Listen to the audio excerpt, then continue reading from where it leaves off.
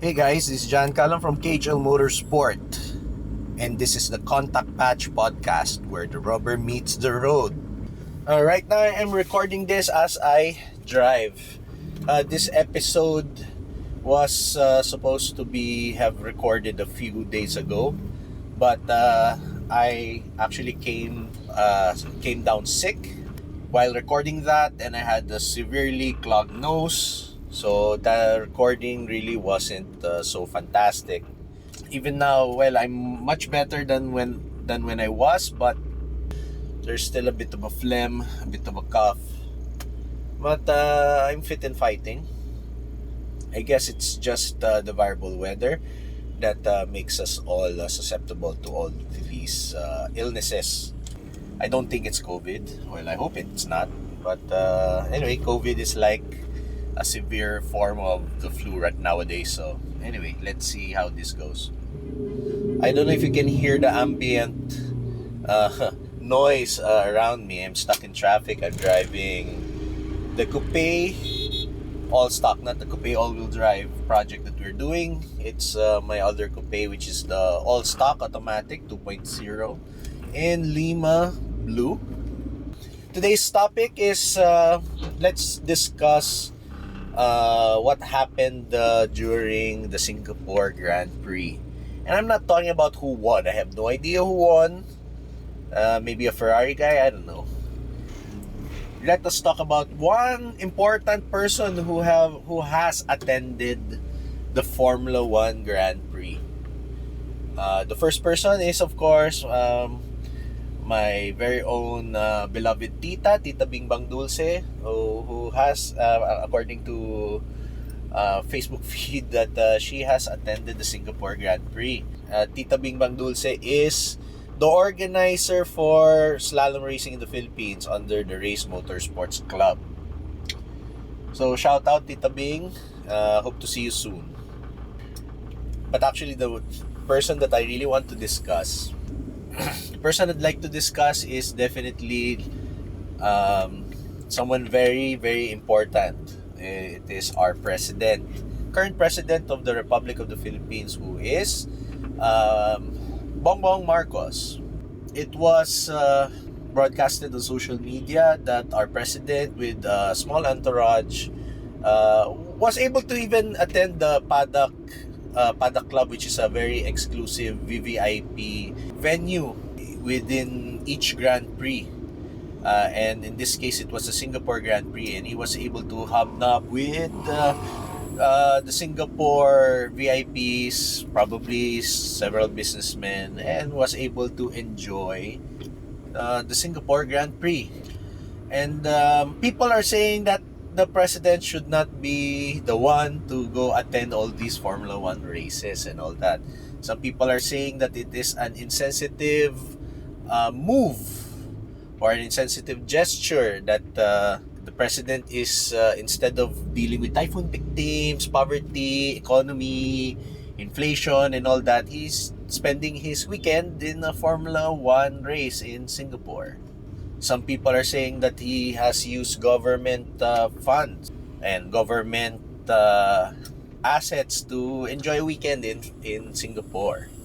My take on this is not on a traditional point of view that is popularly spewed out in traditional media and social media.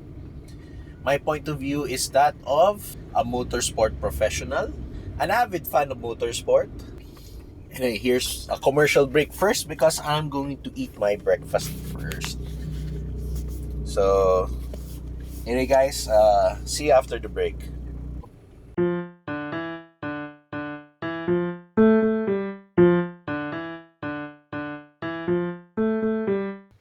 I would like to take this time to thank our sponsor, KVI Quiklube, your source for wheels, tires, batteries, and lubricants in the Sucat, Parañaque area.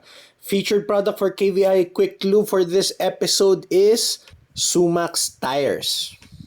Okay, we have been using the Sumaxx Max Drifting Z1 on our rally car, and and we are going to be using it in our Project Elantra V6. In our experience, it's a very grippy tire, a very good long-lasting tire for both street and occasional track use, autocross, slalom. The looks are actually pretty gnarly. Very nice Japanese-inspired tread pattern with adequate water dispersion, and the tire compound is really a very good streetable, trackable mix.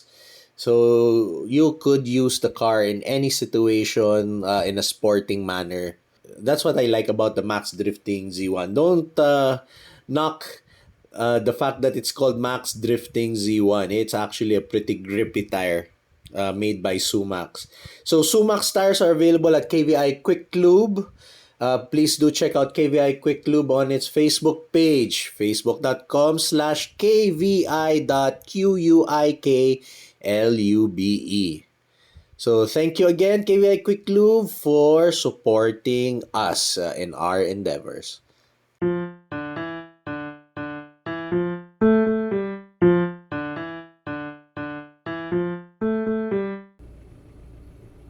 Right, we're back. Okay, let's first of all discuss my biases so that you guys understand where I'm coming from, right? I came from an academic background studying in the bastion of red and yellow politics, so to speak.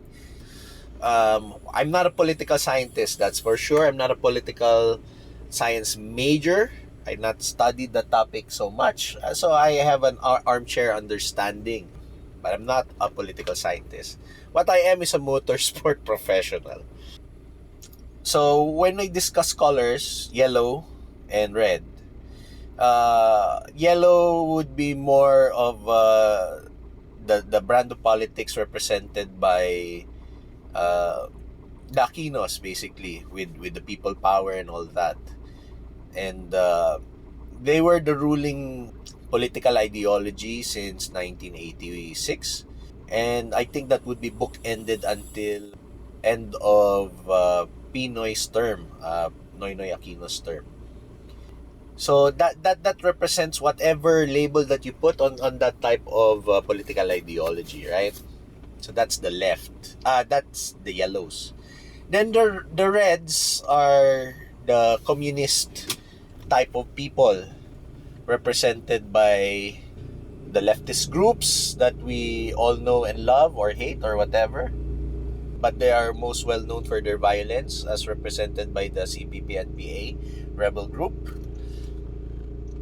And the leftist ideology is basically very well known, especially in the 1970s, to have been spread in universities such as UP, even the Ateneo, and several other campuses during the and that mode of spread is still supposedly prevalent until today amongst the learned and intelligentsia of the youth. The current president was the son of the previous dictator, supposedly, who was the person or the family being derided by this group of people. I've studied in all these bastions of the yellow and the red people. I understand their arguments that there really have been people who have been tortured, killed, whatever. Certain people have enriched themselves, certain people have been kicked out, whatever, during those turbulent times of the Marcos regime. At least that is I hate to say the word propaganda, but let's think of it positively. Well, that's the propaganda that was mentioned to us students and young people during our time. I understand that side of the argument, so I'm just telling you my background and where I came from. So I am also standing in the same shall we say it, ideological bias such as you guys. So I'm aware of those things. But for the purposes of this discussion, let us just ignore first our political biases as much as possible. And again, I reiterate, I'm a motorsport professional. So to really summarize it prematurely, of course I'm gonna be in favor of our sitting president to watch a Formula 1 race. I'd love it if it would watch a local race as well. But anyway, obviously that's gonna be my bias. It's gonna be positive, at least in light of this discussion, because again, this is the Contact Patch podcast, supposedly a car podcast, not a political podcast, right? But at least you guys understand where I'm coming from. Now let's use my MBA in this discussion, right? What is the point of the president going to such an event? Let's put it in another frame. What's the point of having a Singapore Grand Prix in the first place? What's the point? It's a sporting event that, based on what I've seen on Facebook, they have attracted 300,000 attendees. 300,000 people. That's a lot of people. It's a major event, and it's partly funded or wholly funded or organized by, from what I believe, by the Singaporean government itself. So why would the Singapore government go through such an expense to continuously hold this event for several years now? Okay? Obviously, it's a success, so they're continuing with it. Okay? Unlike other venues, other countries where they have had events and they have stopped having events, like Korea, India, Turkey, and so on, right? But Singapore has been successful. Okay, I'm not, well, why are they successful? I don't know. I haven't watched a Singapore Grand Prix. I haven't watched a Grand Prix for several months now.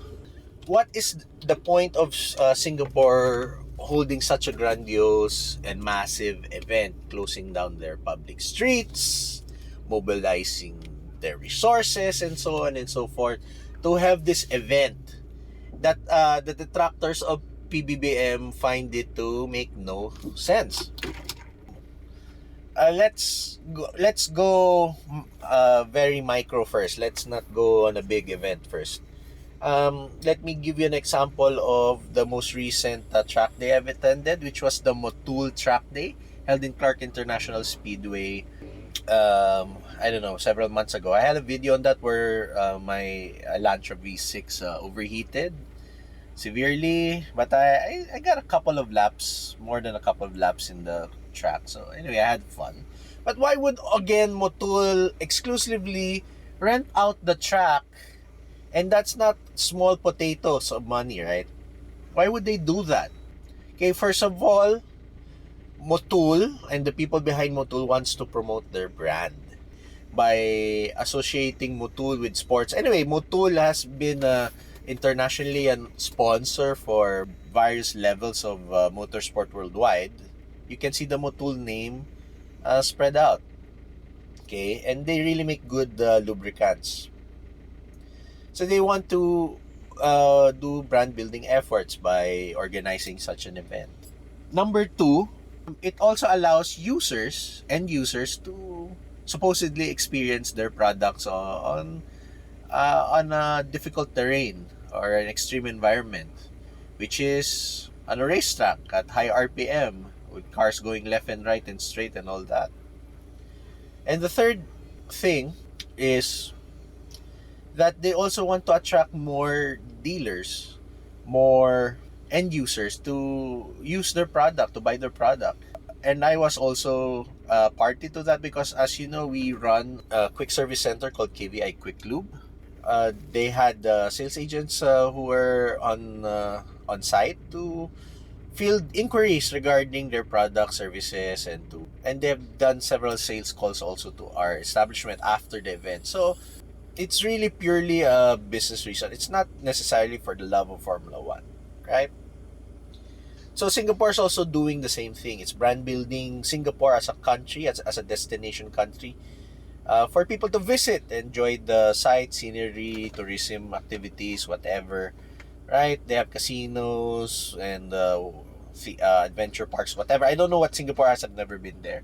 I've been to Malaysia, but that's another story. They're able to attract end users to visit their country with actual tourists. to actually spend money in their places, right? Buy their food, stay in their hotels, so on and so forth. Be a tourist, right? So it brings in revenue for the country of Singapore. And finally, when it comes to hobnobbing with with the powers that be, with your VIPs, there were not only our president Bong Bong was there. There are also various ministers and other government people from all across ASEAN who were there, and of course, good businessmen, rich businessmen who were also there in the Paddock Club. Okay, and the Singaporean Prime Minister was also there, hobnobbing with everybody. So at least, at the very least, it would foster closer ties between Singapore and the Philippines. So remember, Singapore is a country with limited natural resources, but they have a lot of capital resources in the form of money. While Philippines, on the other hand, while we are a middle-income country, we're not exactly poor, but we could use a lot more money, a lot more investments. But what we have is land, and what we have is a lot of natural resources that countries that have sparse resources can, again, that's the concept of international trade anyway, and comparative advantage. So having closer relations, especially with the fellow ASEAN members, is not so bad. At least Bongbong is there to do that for us, in the guise of enjoying a Formula 1 race. One other thing also that you guys have to understand is that Bongbong is a Formula 1 fan. Okay? So he's kind of one of us, I guess. Previous president was a motorcycle guy, but I wouldn't imagine him also running to watch a MotoGP race. The guy previous to him was a Porsche guy, but his actual sport was he was more into guns. I knew that from, well, I guess it's also fact that he was a gun guy. So now we have a Formula 1 guy Formula 1 fan sitting on the top step of government. Isn't that amazing? And one most tangible proof of him being a Formula 1 fan is that when he was interviewed by Tony Gonzaga, she asked him, "Who's your favorite athlete?" And then he asked the question, "Can race car drivers be considered athletes?" I'm like, "What?" To initially come out of Bong Bong's mouth, I'm like, "What?" And then Tony said, "Yeah, why not?" And then he said, "Well, my favorite athlete was Ayrton Senna." I'm like, "What? He's a Senna guy?" So our president is an OG Formula 1 guy, super fan, I'm guessing. How does that bode well for Philippine motorsports? How the hell do I know? But you guys have to also understand that, I look at it on several facets, right? Just to be very balanced. Was it worth it for PBBM to be watching a race in Singapore? Okay, to bring an entourage, some family members and whatnot, okay? I look at it at two spheres, right? The two spheres of it is, one, Bongbong as an government employee, and two, PBBM as it's like how PBBM uses our national resources, right, to further the Philippines' aims to remain and thrive as a sovereign country.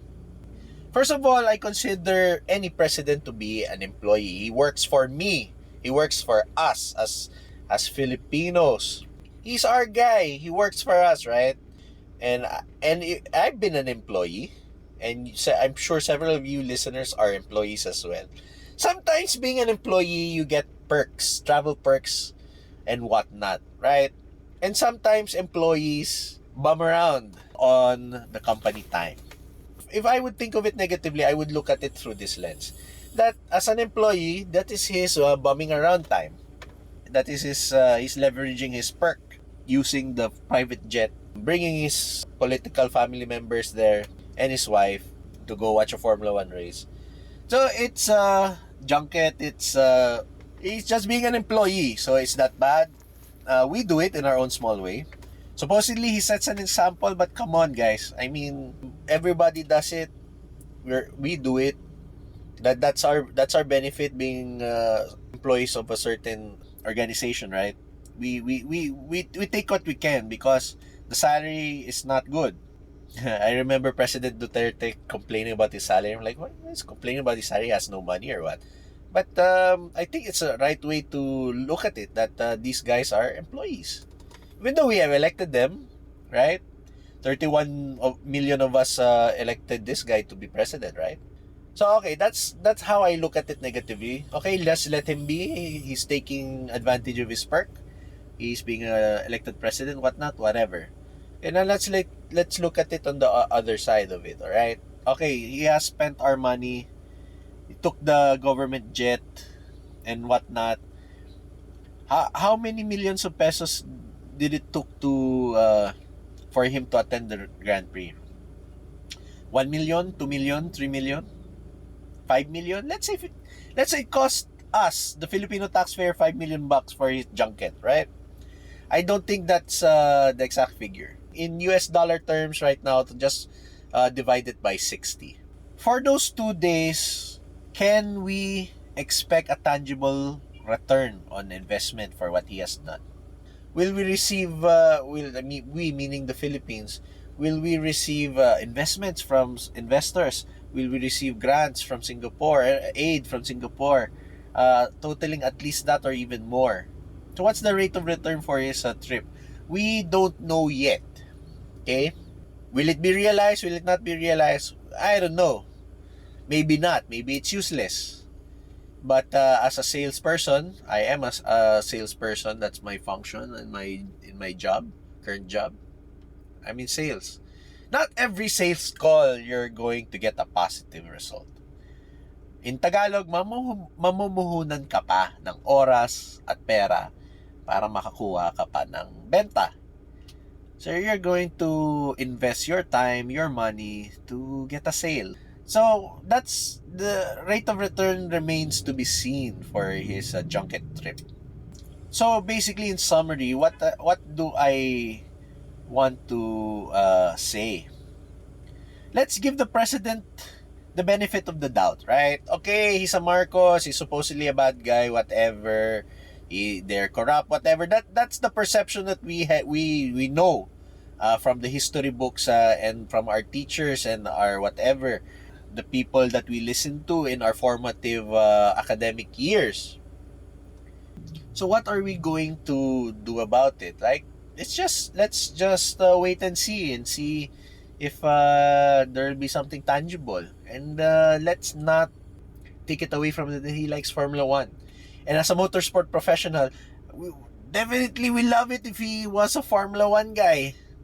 Let's support at least the president that if there's anything doing with motorsport, maybe this guy would be someone good for us.